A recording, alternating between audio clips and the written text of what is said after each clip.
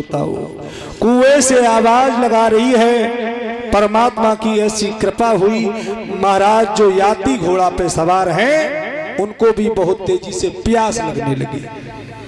वो भी इधर उधर जल देख रहे हैं। वहीं पहुंच गए जिस कुएं में वो देवयानी पड़ी है।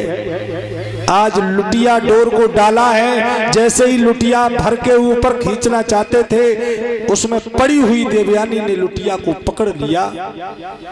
महाराज याती कहने लगे, भैया कौन हो? अरे हमारी लुटिया को छोड़ो।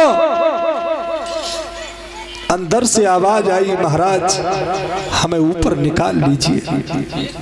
आज लुटिया डोर के सहारे देवयानी को जब ऊपर निकाला, जैसे ही देवयानी नजदीक में आ गई, महाराज याती ने कलाई को पकड़ करके ऊपर खड़ा कर दिया। उसके बाद चलने लगे। देवयानी कहने लगी, महाराज कहां जा रहे हो? कहां जा रहे हो?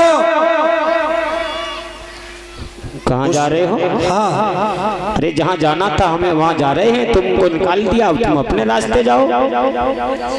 देखो महाराज, हाँ, एक हमारी प्रार्थना है। क्या प्रार्थना है? पहली बात ये है कि ये कलाई कभी किसी और के हाथ में आज दिन तक गई नहीं। गई नहीं मतलब ये है कि आप हमारे साथ में विवाह कर लीजिए। अरे मैंने तुम्हारी सहायता कर ली तो फिर तुम मेरे पीछे क्यों पड़ गई हो? मुझे जाने दो। नहीं, आप हमारे साथ में विवाह करो। महाराज याती बड़े चक्कर में पड़े हैं, तो जबरदस्ती को राग होएगा। महाराज याती कहने लगे, जान न पहचान, हम तुम्हारे मेहमान हैं। भाई अब शादी करो, एक तो हमने तुम्हारी सहायता कर दी। महाराज याती कहने लगे, अच्छा ये बताओ तुम्हारा क्या नाम है, किसकी बेटी हो? क्या नाम है? हमारा नाम देवयानी है। देवयानी? हाँ। अरे किसकी बेटी हो तुम? शुक्राचार्य की पुत्री हूँ। शुक्राचार्य ब्राह्मण की बेटी? हाँ। महाराज याती कहने लगे, तो हमारा तुम्हारा तो विवाह ये होगा ही नहीं। क्यों? क्यों नहीं होगा? इसलिए नहीं होगा कि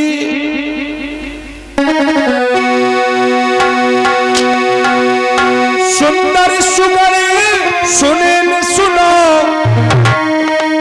और ब्राह्मण का वंश तुम्हारा है।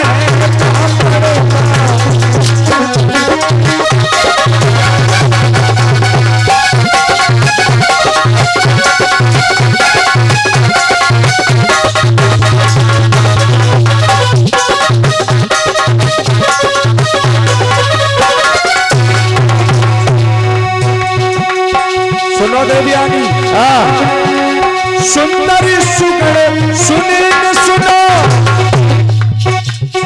ब्राह्मण का वंश तुम्हारा है, और मैं क्षत्रिय का लाल हुआ, और कैसे हुई विवाह हमारा है। कैसे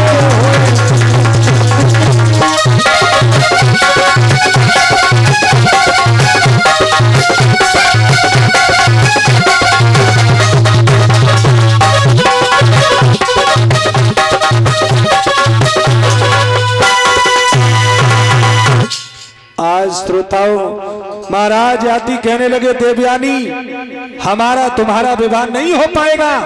क्यों? तुम एक ब्राह्मण की बेटी हो और मैं क्षत्रिय हूं।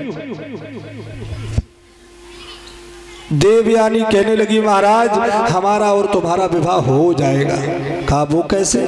कहा ऐसे हो जाएगा कि मुझे कच्छ का श्राप लगा हुआ है। श्रोताओं, ये कच्छ कौन था? कच्छ गुरु बृहस्पति का पुत्र था।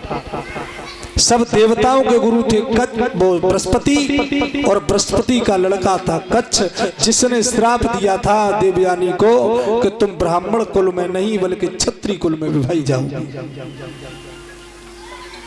श्री सुखदेव जी समझा रहे, हे राजन परीक्षित, महाराज याती ने कहा कि देवयानी देखो, हम ऐसे विवाह नहीं करेंगे, एक काम करो, तुम जाओ अभी अपने घर और अपने पिता से हमारे लिए चिट्ठी लिखवा के संदेशा भेजना, तो हम विवाह करने के लिए आएंगे। श्रोताओं, आज महाराज याती अपने धाम के लिए चले गए। उसके बाद देवयानी जब अपने नगर में पहुंची है, अपने पिता शुक्राचार्य से कहा, पिताजी, अरे पिताजी सुनो, झोली डंडा उठाओ और यहां से चलो। श्रोताओं, देवयानी और शुक्राचार्य जब नगर छोड़ के जाने लगे, राजा बृहस्पति आ गया। बृहस्पति ने रास्ता रोक लिया। बृहस्पति कहने लगा, गुरुदेव ऐसे हमारे नगर से नाराज होके क्यों जा रहे हो? श्रोताओं,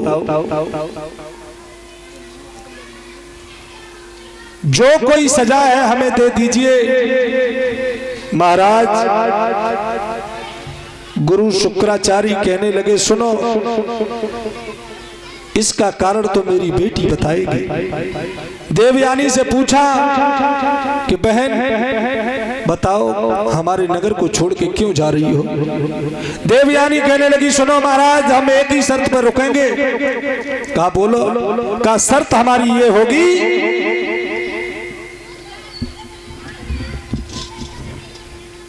कि जहां पर हम दुल्हन बन के जाएं, उसी घर में अगर तुम्हारी बेटी मेरी दासी बन के जाए तो हम रुक जाएंगे, वरना तुम्हारी बेटी ने हमें कुएं में धकेल दिया, हमारे पिता को बहुत बुरा भला कहा। जहां ब्राह्मणों का अपमान हो, वहां तो एक पल भी नहीं ठहरना चाहिए। ब्राह्मणों का अपमान ही मरने के समान है।